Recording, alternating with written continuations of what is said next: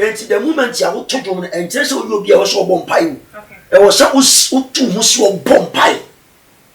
Because when you are our real COVID in Mudia, we are dang. There are challenges ever. Maybe say, my name is your baby, she said, I'm planning for our rain or their quad will be the I don't know. Okay. But most of our dom to form, woman, your mother bring, as she says, so. Or do we better, or do we better, or do we better? Meaning I better bo. No, I am a sabo. And now, Banso, why you famous?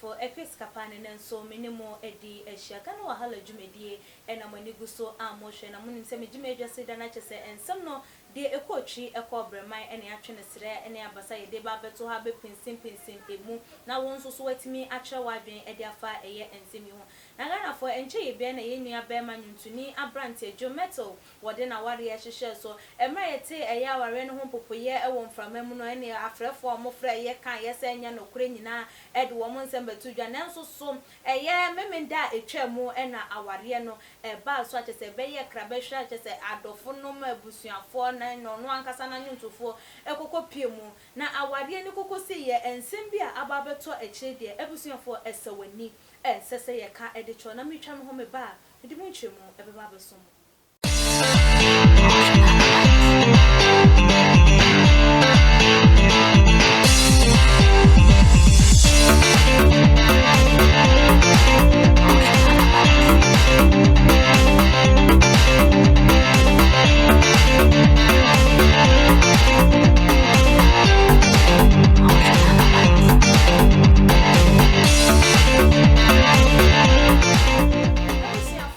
So Emma more aqua bathroom con ebi nyamisha musemunya abote etwen yen na anwumekwa eso ya sen eye mama Juliet Ventures de se mo amunim se ye maami eba no enchansen a oba wonu amu ewo wo kitchen eni jai ehwo ena obenya enchansen papa eba na blenders cookers ne ho nkone ba na chi akwan ewo eye abekala pass peno na ene no indika subom edan so ebo ena wo pe eye enchansen papa roofing papa ede abo wo dan so ede anene menhwe be bia se neat roofings wo mo ebo wo dan so ede ama won so wani age wo betwa ne yopo se de wo mudin etie eno no edan na asie wie na wo pe no se enya hwehwe dan emfa ema odi a ene ko aluminium witness aluminium limited wo mo ene bedi se adwuma no ede aba no aluminium works and glass works open a glass door glass a louvers ne ho nkro ne bade a ene wo mo a ena ebedi se adwuma no ede ama onbeye ama wo ho se nkudie ne de eye wodi a ene sa omo so fo mo number na po metwa kwan ne wo mo entwetwen enkomo ene de me guest Prophet Bernard Asiam na asafa wodan no Holy Ghost and Fire Prayer Ministry odi for mema wakwaba Papa Scamajo so Bibi aboko die Christos said na do marakwa ede radiase Prophet ye share ye nua be ma ntuni abrantie gospel musician Joe Mettle na warrior said the unkrofo ko ye enioma esisi ye no hu koneba say na wo hu no na eden na obetimi akafa ho me da waso Papa Ska ameni kan chia wetifo mutie ye omo mo hwe free amanone kukuda mo muti metima mfo nyina Christos so bi nka bia meka se abrantie de ware ntem aye okay oh eni ababa wa de ware ntem aye e ma wote hu free efini keka bo ne nyina mu okay Genesis chapter 2 verse number 18 to 19 Bible si yenti ena obelema beja ne na no de ho akwa akobata wate ase ne yiri no ma ye honam baako but the woman is say unya ware a na wa ware okay so wate ase eni kwan se omo oba be hu oyi wakono biu okay ena o ware nso ana wujaye ni kwan se okoware biu so wate ase enti aware mu nsam de edoso but eya mo no an for me said ye oye ni he na manfo ka on nsam o man paye no so okay so wate ase won se aware bia anu kon bebre no aware ni ntimi nyina so what I say ono so akwa gospel musician and na hwe ni nuanom bi abrabo boni a ebi bo so what I say obi obetimi afama ne ma bo adwaman abrabo a kopem se obenya de ono no so pe so what I say any woni nuanom ma ne bi nso ono nso ne mranche be da be yusu no ho na for the akwakoto ba akoso so what I say enti wo fraternity o ma fa ne de meka se bebre wo a wo de adebone suban bone pa no wo mu okay ye na anyomtofo anyomtofo ni bi but wo hwe ono no ba bi o gina ka meka se nko so wo so ware ntem kura e chese se wo ware Samu ante se we no kra wa ware a yehu ne se wa ware at the younger age no kwa na ye late man unse obi a otunum bia no within the limelight no they are demons who are a show. Okay. So what I say, they were entities here a show because Satan and you be an optimum a man young coupon. Okay. And I did about Satan till a warrior. Okay. So what I say, Enna say Oko warriors when you can see but the way managing to her the whole gun will be in himself, Papa Ibabe worry. I didn't. About what I say. Enna our real BRC there are 3 demons or mobile warriors. Our any genus demons piemo hobby. Obi timi ko obi awariase obekọ no akwa se no ho onu obi nso akwa akoda enye ni kuna ye ne yere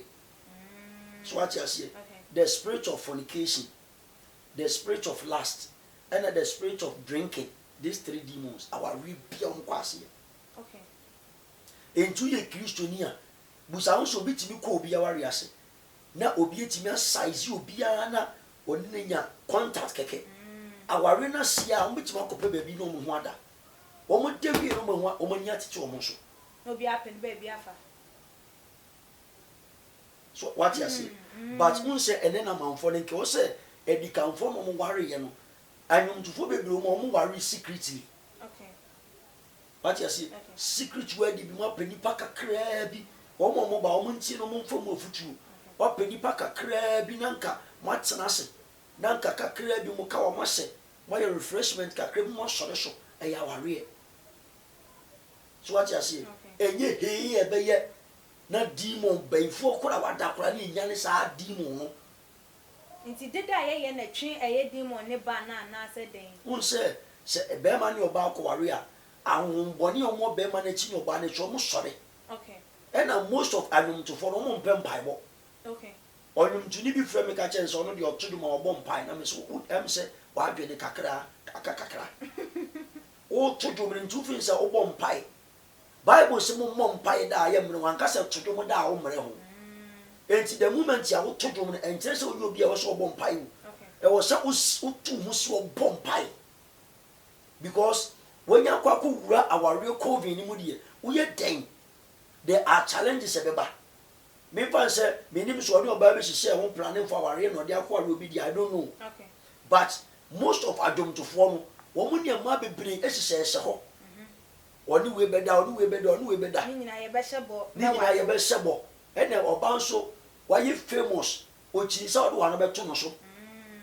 okay so what you say ochi sa do wan beto so aka say oh me pese me di me ho bataw what you say me no ye me no ko bankuro me bia me pese me ma o chire me nyuma bia no so oba nso de kwa bi obefa so obeya ma obesi ni pe bi obeya ma obesi ni pe but we di ma ho so a so what you say it make us say our real warrior eye but no ko so o warrior ntem because abrante they would 25 27 now so we sound minded which me rent dan siesim wo adwuma wo ya edi biem na wo twe but ena akohwibra eni abrabo boni bi nti odwumtuni bi that was Ghana musicians because for musicians when the bear 40 plus on worry o twen dey oba na bema 40 to 45 years on worry o twen dey maybe I know when in san to de obekwa no mfem pa wa bo album bear 5 on mfem pa de say e ma no mada bebrebe yi gwanti manya oba bia a good woman bia wo mu and I was most of adumto bebre ya akohwifo okoye program obabia there was one musician many mo be interview that was last week omo ne one samba yeah sir wajidi wo kumase pa okay sir womo okọ program bi asia womo man mission house na so mo man dan ya ma beba be sra mo sa dan man so be ye program na nya asem ketwa ono na ya tun sa de from one na na eba se bia ne mpena no wo akra ejansa beba akra ba be program tun sa bia akua fia ya me ba bia kwasima me be program ti no ahada me wo oba no de wa chia so for ne say ne sister ebia one of the gospel singers on the back of said them about 2 hours na mo kule mu ambe so for no be den hu ni din agi kumase na sister ni bo ni din eni anwom to fo mu kwa aduro so gospel musicians ni bi sister me si edi ya ma me ni pictures ya ma no me phone so o de message that per time me buso ba ni say one day me call on setter me mo ma frɛ no ni wa tu na numu tu hu be hia pa so what you say me by kura that was anopa kwa na me ne kasa na me tu ni fo oye nwum tu ni na osia be ma se no be hu se be ma ni firi na me so wonye sia me deda me edifo entu sia be ma na omumbra me buse nyame ama no se eye de Kristo asesa ma na se nye de Kristo asesa ma no na o se sa oba no se okoba bia no kopemwa one of them great shrines na ukọ na ye dwumtunya otu gospel song a kwa bia so do be kopo ase na say gospel musicians na bia kopo ase aba bebre na edi obo boy sister bra me Sh0cked enum tu fu obo bo mu din na won say wo mo dress bia wo mo ta dress okay wo mo dress ti say wi asefo sa onim say nyo mo anka santi na wo mo pe no so be dress ti wi asefo spirit no na e hye wo mo na spirit no so na de nwom no ebre o mo so mo ntu ni sei sa ntu de ye ti o mo nwum bebre ba o mo to no wani da fo abehu sa antofo ni nyina wani da fo mo a enwum na o to no nim say every Psalm 100 kopem Psalm 150 eni ho Psalm 89 edi ba bepem Psalm 150 ni nwum ni ho eni Bible mu enja nwum ni free me say sister ne me ne kasa ya we kasa otie me bo ba bia sister ni free a me mpese me bo me ne be di nkomo next time ye ba ne be di nkomo a me mama friend life ne mo tie nsem obeka but mo bo na sister ne kasa so da na me call shrine ho konfo ne say eyo mo ba na jo 10 o'clock na osan bo asofo bi din sofo bi ana ne yire todom pa ewurade mame na me yamu me proud obo mame ni do bo na kuru di osbe wurade na me so mame wo ye sure was ada me timi na ada wo me wosra ona comfort ka che me se me pese me hu so mo ba ha o de be sie baby o te no o de be sie wa chi ebo tenna ana bi sumu ko bi ma che fo no mo ba o mbe do ma bu ade ba enchinu de onte odin ebo tane kwa obi bi ho kakra ma no ha ade se de obe oba gina di so beti ma bo ano no so so to odin ye mu nyina hyesem onko hwe adwumtuni we na apie di odwan fita di sika so komfo ni busa ne se na me pa cho ukunu sofo no we no so okoye program o ba bi o se next week no so di na bo ade beba na je so ni ukuru nyina na ekọ mami ti enwum to for me mpo bia anwum apart from we elder mreku Sami Cooper elder obri minti obi anwum prophet we dey wa ma me ho adwiri me ye papa ma me ne kasa o kasa ne se sini bu se sofo se de obeyi obehu se me bonya me nwum nti a ma ye album a e wo TV so ti me dem album se na ko sa TV stage na ko show mu profile so se me de ye wo so and on the send me so wow me share na me ko share sa TV ni profile na ne album so so alma bopen na me ye mo se me o se difo se de wo kasai se de na wo kasa no me ti ona me na nkoko mu nyina wo so etu hwe sa ade wo yi a ena the trend so ma for mu tunya me wonim bebre tunya me wonum e ye demons wonum no mo to o se se omo ye rituals ni mo we no do kopo ase a omo do ba sena what wa na di mo na pia ba se na wa start e twodwom okay nti enu na abefa afrim auto dwuna record oba na nso abeto amaye eja we ku a ebusiafo enti bo se omo se nkwase adu bi betimi aba enwom no ntia so beti hwim na jiba bia odifo na o ka bibi se eye aware kakra bia woni abusuafo be hia ye nanu ano na enu na woni abusuafo e hia nanu de demons ntimi mpiem wo honum bia o mo beba ba won se uye ne he a obi wo ba aware aso kuta ba yi okay comfort mi ba malam timi ba be ma bronsam timi ba sasabonsam timi ba occultic master timi ba so what you say enti enkofo amanfra ma ba aware ase okay obi ba oba be so aware na we there was one wedding bi a me witness yi okay na radical se me se men kan ba ne se onya apam on pesca no nye covenant emfa na ware ho na sister ni nya ware enti me de nya me asem koma no no ahwe me so no ahwe me fom na me se oba de o se a difu ade wi a o kan de me nyini na me se a okay me ko waiting ene radical se me be kan kire nti o betie di a ti wanti aka be 2 weeks na ware aba so ti me fan se Saturday o mo koye engagement Sunday yede ne ba asori de na entokwa bi esi wo asori gate na no oba ne said the wedding came one be get to 1 hour na won see ewuradia entokwa je o betu ma yidi na nko ka chem soma e ka chero se ka chero oba offense na meni wa afa ohun di esi na oba de si free card ma yede ne ba asori all time free afei odi ni kunu ti wo me yese ne ye fremwa ye koboa no me kwa no otape odi ne nsa yese opame chewo oka oye esi na me hu di opa kire won se odu ho na so den o kire ne se Kristo si yesi nyame si yesi a offense ono a so what you say enti bi opa no obeye but answer na be ware no hu se o mpai bom ano yesi okay answer na sikapa be ware no hunu se woni nyame akwa apam okay answer na be ware no hunu se onyame som akwa anim okay wonim nyame asam fa ware hu nyina wo ntoboase wo odwo wo mpentokwa wo mpe basabasa eni wa ware betimi ache but ukopen na age woman and nagging husband adue ese se eye wa ware ase emfa ho ni asofo dodo e ba be pie ho no mebegu ebe gina na wa odie hwe oba bi akonya bema bi osime koware oba ni mu ade na ni brade oye kohwini ba okasa by heart chese onfa boga nye swan oye kohwini ba chese abrabo bi opa bia no peso obo eji so oba ni no betina ware ase adue. There was one pastor bi ano my friend ye ma no koblesi aware bi so asori bim okọ oba ni twa na lufu mu nyina just wedding dresses and oba ne posa esuri sei wa hipi alufu yi eni apa ni sinem abrezo abeme ya na te wonchen the first of all so me sha so jima ko siminti min shira aware we so aware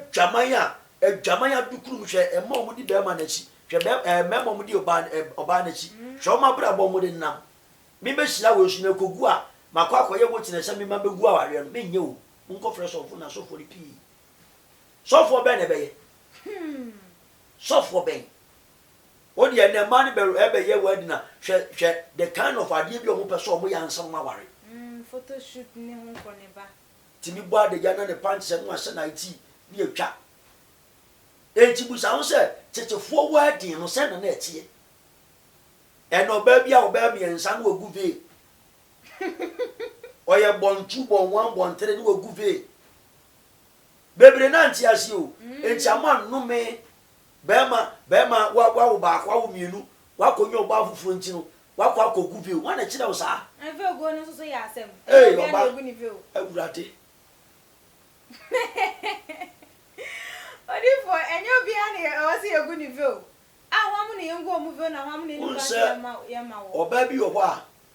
wa ye wa wo eni kwan se egu ve okay why abortion pain eni kwan se egu ve okay uba ko shibra san sabra selimpele eni kwansi egu veil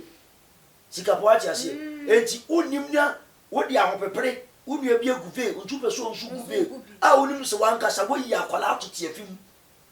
bi akwa ko gu veil enti amani ebeba wo sa ware mu no wo bebo nsema manyame. Okay, na just aware egundodo na gina ye veil la ye gu maya wo mon sem fata no. Okay. So what you say? And asofo ni bebre because of enim hwehwe. Onim so ba we wa wo mienu miensa baako. Chinchi na ye mu ni veil. Me no kasi ya rock oba bi afu. Wa ware ba sisi esi ba ma. But owo ba baako wo ho. E no ma ye gu ni veil. Aware ni mu ntokwa. Atem didi. Enti busa ho se aware di ba kusi se. Ene na manfo bi asiso bi apeso ware ntem eye o babu sawo say are you equal to the tax? Okay. A way of child's play o. Many me yire ware eye easy. Na neskapa to da dokunu wan sidi eni dida. Na ye dem paibo eni edin nyame sompa na nyame nso kasa. So what you say? Okay. Me am no kase ma do bi bara nda so pen. Enso se obi a onim wasase a hu ana o ka bibia odifo ye de ansem no eba eye na wie ye futu ben e na de be ma eye awarefo ene ebiem so gospel musicians a wo mo eba no mesra o ye gospel musician na tie mi a shia bible ni yi bre o ho ase ahomaso bebrebe kokoti bebrebe kuntan bebrebe amfa onko ba bia wona onem nyum 20 die ye otoduma osudom nyina sane ba bre ho ase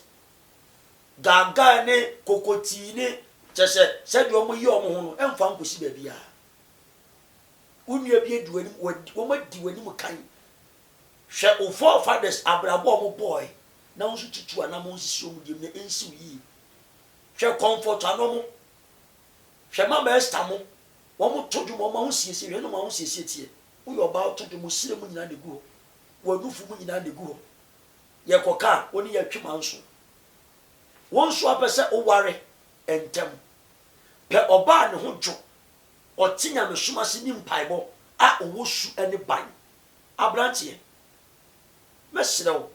ebia afiansa betu anamo akwa ware mu a hu se enye ba bia yedi agoro enye Charles spray because ba be wo ba mienu mi ensan be hwe oyire adwuma wo ye e wo so kare wo ensan ma kosa ate bia ni ti mesrew afutu me be ma mu nyina ne se ansina betu anamo akwa ji obi ba so be hwe no bompa e ko na busua fie